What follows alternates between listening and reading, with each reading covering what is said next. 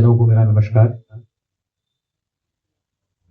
गणानांत्वा का पाठ अभी किसी ने बहुत वेदोक्त तौर से किया, साकेत भैया ने किया। उसी पाठ को जटा विस्तृत में पढ़ते हैं तो कार्यक्रम और सिद्ध हो जाएगा। गणानां त्वा गणपति गणपति त्वा गणपति गुम हवामहे हवामहे गणपति गुम हवामहे हवामहे कविं हवामहे कविं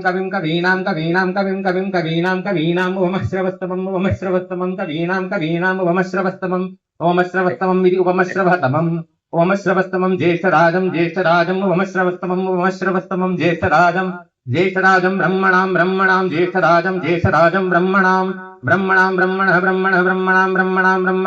ब्रह्मणपतिः पति ब्रह्मणस्पतिः पति आनः पतिः आनः शृण्वन् शृण्वन् नूतिभिः शृण्वन् नूतिभिः सीद साधनं इति सीद साधनम्। ॐ महागणपतये नमः। वन्दे वाल्मीकि कोकिलं कविं लोके महाकविम् आदिकाव्य यतो जातम् रामायणं च यत्कृतम्। यहाँ अगर मानस मंडल है वो तुलसीदास की वजह से है, रामचरितमानस की वजह से है। अगर रामचरितमानस है तो वाल्मीकि रामायण की वजह से। राम का जो ख्याल था वो वाल्मीकि जी ने उसको जन्म दिया, तो उनको प्रणाम सबसे पहले निवेदित करता हूं। मंचस्थ सभी माननीय गण, स्वामी जी, श्री कृष्णकांत भैया, और जो इतना तृप्त जो हमारा ऑडियंस है उसके लिए महिम्न में लिखा जो जाता है वो बोलता हूं। असितगिरि समम स्यात् कज्जलम सिंधु पात्रे, असितगिरि समम स्यात् कज्जलम सिंधु पात्रे, सुरतरुवर शाखा लेखनी पत्र मुर्विम लिखति यदि गृहीत्वा शारदा सर्वकालम तदपि गुणानामीश पारम न याति। अगर मैं मेरू का इंक पॉट ले लूं, स्याहीदान, अगर कल्पतरु की शाखा ले लूं, और अगर शारदा सर्वकाल अकाल तक लिखती रहे, तब भी ये मंच और रीवा के लोगों के गुण नहीं कर सकते। तो हम ये चेष्टा कर ही नहीं सकते कि आप लोगों का परिचय दे और मंचासीन लोगों का परिचय दे। हम यहाँ सबसे उम्र में भी छोटे हैं, तो हम बस प्रणाम निवेदित करते हैं और आगे शुरू करते हैं। मानस सब जगह है, राम सब जगह है, राम का विचार सब जगह है। एक बार मुझे जब शंकराचार्य जी पुरी वाले हमारे गुरु जी हैं, और आज जब मुझे पता चला कि स्वामी जी का नाम भी निर्विकल्पानंद है, क्योंकि उनका कोई विकल्प नहीं हो सकता, तो प्रणाम निवेदित करते हुए वही बोलना चाहूंगा कि जो पुरी के शंकराचार्य जी उनके जो शिष्य हैं उनका नाम भी निर्विकल्पानंद है। हमारे गुरु जी को यहाँ से ही हमारा प्रणाम। राम जो शब्द है, वेद वेदांत पे स्वामी विवेकानंद जी ने जो फिलोसॉफी पूरी रची, हम ना भाषा के उतने ज्ञाता है कि आपको अच्छे से समझा पाए, तो हमको क्षमा कर दीजिए, बहुत सारी त्रुटि होंगी तो उसको आप क्षमा कर दीजिए। राम जो नाम है, जब दशरथ ने श्रृंगी ऋषि से यज्ञ करवाया पुत्र प्राप्ति के लिए, और जब 4 कुमार हुए, तो दशरथ ने श्री वशिष्ठ जी को बुला के बोला कि गुरु जी आप बताइए कि नाम क्या रखा जाए, पर मेरे ज्येष्ठतम पुत्र का नाम ऐसा होना चाहिए कि जिसमें चारों वेदों का सार हो। जब ये बात हुई तो वशिष्ठ वेदों के और पुराणों के सबसे बड़े ज्ञाता हुआ करते, वो ब्रह्मर्षि हुआ करते थे, ब्रह्मवेत्ता हुआ करते। वो जो बोलते थे वो इसलिए सच हो जाता था क्योंकि वो ब्रह्म का साक्षात्कार होता था। तो उन्होंने जो सबसे पुराना पुराण है अग्नि पुराण, उसको उठाया। ये सब आप पढ़ लीजिएगा, ये हम अपने बच्चों को, अपने युवाओं को नहीं बता पाते, इसलिए धर्म से विमुख हो रहे हैं बोले। अग्नि पुराण में 348वां खंड, उसका नाम है एकाक्षराभिधानम, मतलब एक अक्षर का क्या मतलब होता है, और वो स्कंद और कात्यायन के बीच में वार्तालाप। अग्नि पुराण चैप्टर नंबर 348 एकाक्षराभिधानम, वशिष्ठ ने उसका रेफरेंस लेके, उसका जो 11वां श्लोक है, टोटल 25 श्लोक है, 25 इस वजह से है क्योंकि 24वां जो श्लोक है उसकी 2 कड़ी है, 24 और 24 भी। 11वें श्लोक में रा का अर्थ है। रा का अर्थ क्या होता है? कात्यायन ने, स्कंद ऋषि ने कात्यायन को समझाया कि रा मतलब इनर स्ट्रेंथ, फायर, और इंद्र, 3 मतलब समझाए राम। राख, सिर्फ राख, वो रहा आपको इजिप्शियन सभ्यता में मिल जाएगा। सूर्य के जो देवता है इजिप्शियन संस्कृति में उसको भी रा कहते हैं। तो वो इनर स्ट्रेंथ, इनर फायर और ममत्व का म, मर्यादा का म जब मिलते हैं तो राम हो जाता है, और वही वेदों का सार। The inner strength within me, the inner fire within me, जो मुझे खराब कर्म करने से रोकता है, वही राम। और इसीलिए राम से राम का नाम बढ़ा। जब तक ये विचार हम युवा को नहीं बताएंगे, तब तक युवा सुंदरकांड में 3 घंटे बैठने वाला नहीं। सनातन किसी का दास नहीं, ना किसी का मोहताज रहा है। धर्म की व्याख्या क्या है? धर्म की व्याख्या है धारयति इति धर्मः। आग का स्वभाव है गर्म करना, आग का धर्म है गर्म करना, तो मैं आग से ये नहीं कह सकता कि तुम मुझे पानी को ठंडा करके। इसी प्रकार जो मैं धारण करता हूं, जो हर एक व्यक्ति जो योनि से जन्मा है वो धारण करता है, वो सनातन है। मनुस्मृति को आप चाहे लाख गाली दे दें, पर उसमें जो धर्म की 10 प्रकृति बताई गई है, क्षमा धर्म है, दान धर्म है, सत्य धर्म है, शौच धर्म है, अक्रोध धर्म है, आस्तेय धर्म है, बुद्धि धर्म है, विद्या धर्म है। ये जो प्रकृति है वो धर्म की व्याख्या है।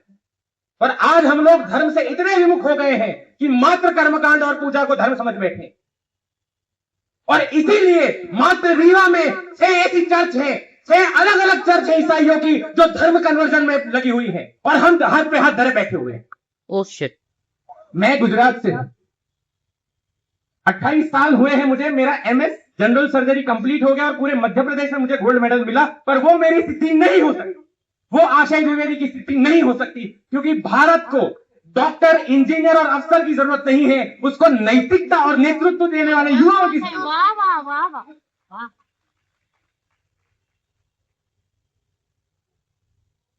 ये मेरी उपलब्धि कभी नहीं हो सकती कि मैं एक बहुत अच्छा सर्जन हूं, क्योंकि अगर मैं सर्जन अच्छा भी हूं, पर मैं अपने धर्म की, मैं अपने संस्कृति की रक्षा करने में असमर्थ, तो उसका कोई काम नहीं आएगा। मेरी पीढ़ियां बर्बाद हो जाएंगे। आपने बांग्लादेश का उदाहरण देख लिया हो। दूसरी चीज है, हमको सीखना होगा कि शास्त्र को कैसे धारण करना है। रामो विग्रहवान धर्मः साधु सत्य पराक्रमः, वाल्मीकि रामायण में लिखा है। राम धर्म के विग्रह हैं। अगर किसी को धर्म जानना है तो राम का चरित्र पढ़ लें, वो धर्म है। पर अकेला राम का चरित्र नहीं, उसके साथ क्या होना चाहिए? साधु, साधुता मतलब पवित्रता। किसकी? मन की पवित्रता, चरित्र की पवित्रता, नशा मुक्ति के साथ देह की पवित्रता। दूसरा सत्य, सत्य का आधार है, इसीलिए सनातन सनातन है। सत्य का आधार नहीं होता तो मिस्र की तरह, मायन की तरह हमारी सभ्यता भी खत्म हो चुकी होती। पर सनातन सभ्यता को सत्य का आधार है, इसीलिए ये टिकी हुई है और सालों साल टिकी रहेगी। और तीसरा पराक्रम, बिना पराक्रम के धर्म की रक्षा नहीं हो सकती। मेरे आदरणीय रॉयल राजपूत संगठन वाले सबको मैं देख रहा हूं, उनको प्रणाम निवेदित करता हूं। आपके पराक्रम से हमारा धर्म बचा हुआ है, तो इसको आप जीवित रखें। तलवार की धार को भी, अगर शास्त्र की रक्षा में शस्त्र बाधा है तो शस्त्र भी उठाना होगा। No doubt. बोलने के लिए मैं बहुत कुछ बोल गया हूं, मुझे भी नहीं पता। कल मुझे सिद्धार्थ भाई ने बताया था, 2-3 दिन पहले बताया था कि आपको आना है, बोलना है। मंच बड़ा है, बोलने के लिए समय भी कम। धर्म और विज्ञान पे बहुत सारी बातें। There is everything scientific about Sanatan, everything scientific. Veda की ऋचा हो, चाहे प्रकृति के मंत्र हो, चाहे यज्ञ आगादि को, सब जो है उसकी व्याख्या में एक भाषण में तो नहीं करता, पर मैं प्रयासरत हूं। दूसरी चीज ये है कि युवाओं को यह बताइए विचार और सपनों में अंतर क्या है। युवा सपना देखता है और सपना फ्रजाइल होता है, सपना टूट सकता है, विचार टूट नहीं सकता। क्या बात है? विचार आप करिए, जब उसको फर्टाइल भूमि मिलेगी, जब उसको उसकी भूमि मिलेगी फर्टाइल, तो वो अंकुरित होगा, चाहे 50 साल बाद क्यों ना हो। क्या बात? राम के चरित्र और विवेकानंद के चरित्र से सिर्फ 2 ही बातें सीखनी है। शक्ति है पर संयम के साथ। बिना मर्यादा की शक्ति भी अहंकार में परिवर्तित होते देर नहीं लगती। चाहे हम हो चाहे आप, हमको एक दूसरे को ऊपर करना है।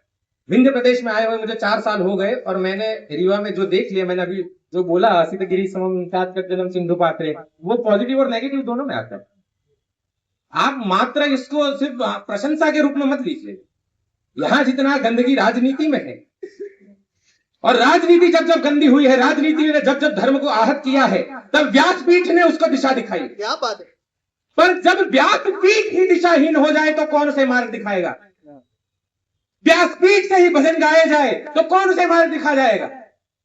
बहुत वरिष्ठ एक व्यक्ति से मिला, मुझे ग्रीट, मैंने बोला जय श्री राम, तो बोले राधे राधे। मैंने बोला क्यों राधे राधे? तो बोला मैंने भागवत अभी अटेंड किया है, इसलिए उसमें सिखाया कि राधे राधे बोलना है। अगर मात्र भागवत से आप ये सीखें कि राधे राधे बोलना है तो आप गलत सीखें। राधा का नाम भागवत में कहीं नहीं आता, क्योंकि जो सुखदेव जी थे उनकी इष्ट राधा थी, और राधा नाम सुनते ही सुख जी को मूर्छा आ जाती है। व्यासपीठ को सबसे बड़ा खतरा, भागवत को सबसे बड़ा खतरा भागवत के पढ़ने वालों से, गीता को सबसे बड़ा खतरा गीता के पढ़ने वालों से, मानस को सबसे बड़ा खतरा मानस के पढ़ने वालों से। शब्द गंभीर है, पर इस पर सोच विचार करने की जरूरत मुझे भी है और आपको भी। और युवा धन कहां है? क्यों कोई समय निकाल के नहीं आ पाता? ऑपरेशन थिएटर में रहने वाला मुझे पता है कि एक घड़ी की देरी हो जाए तो पेशेंट की जान चली जाती। एक छोटी त्रुटि अगर किसी की जान ले सकती है, तो सोच लीजिए कि अगर समय पर नहीं जाग पाया समाज, तो आप भी जिम्मेदार होंगे, हम भी जिम्मेदार होंगे, और समाज का इतना पतन हो जाएगा। बांग्लादेश देख लो, ईरान देख लो, किसी प्रधानमंत्री के अंतर्वस्त्र चुराए जा रहे हैं। ये संस्कृति है। राम राज अगर लाना है तो हम सबको उद्यत होना पड़ेगा। स्वामी विवेकानंद जी को पढ़ना पड़ेगा। आनंद है पर विवेक के साथ, इसको हमको अंदर उतारना पड़ेगा। इसी के साथ एक चौपाई बोलता हूं, दैहिक दैविक भौतिक तापा, दैहिक दैविक भौतिक तापा, राम राज में काहुनी व्यापा। राम राज में ना किसी को दैहिक दिक्कत थी, शारीरिक नहीं, हेल्थ की दिक्कत थी, ना उनको भौतिक दिक्कत थी, ना उनको देव परेशान कर। अगर राम राज्य फिर से लाना है तो स्वामी जी और अन्य जो हमारे वरिष्ठ गण जो भी कहें, उन मार्गों पे चले और विजयी बने। जय श्री राम, नमस्कार। तालियां कमजोर है आपकी। वाकई उनके पास जितना विषय है, समय का अभाव है। हम अगले किसी